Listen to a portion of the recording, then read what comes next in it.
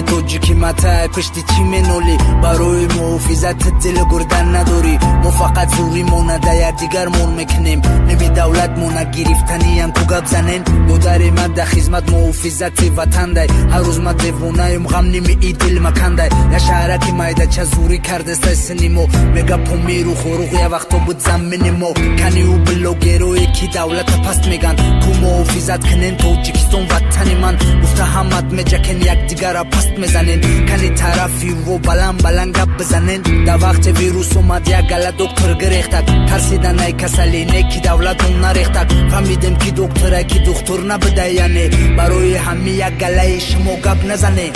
شرم کرد اگر بودیم نسینا اگر اومد تحوال جوانا همارا گم زدم در راه سینا خدایا خواه نکو این ملتی ما همارا گم زدم در راه سینا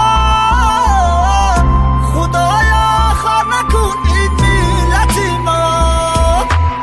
جنوبی اولی مرده مردو دا مرده برای خلق توجیکی قدر و بودی کرده اگر یکون تایت حول مای پیشو بنولین شما آدم میپستین ناموسی مردی ندارین ای مرده تیا اویله را خروندن هم میتونی وز دولت خرونده کو بگو ترم میتونی اولی نیمی ت جنگی دولت ندیده بو بلندوت میزنند تکوده کلون شیده خلقی مو جنگ دیدن با یک دیگرشون جنگیدن سبب جنگ دا چی بود حاملت پرستی کردن و قزوری کو گب زبر رقتی خلق خریز دل گردن نداری دخ نمیکنی هرگز او کی میره گب زنی شیری نر جنوبی اولی سرتتگی کرپک در خونه تخب که بیشی ای دیگه مملکتو هاو نکنی نیسگو بینای پیش گب زنین هویای دروی ملت مو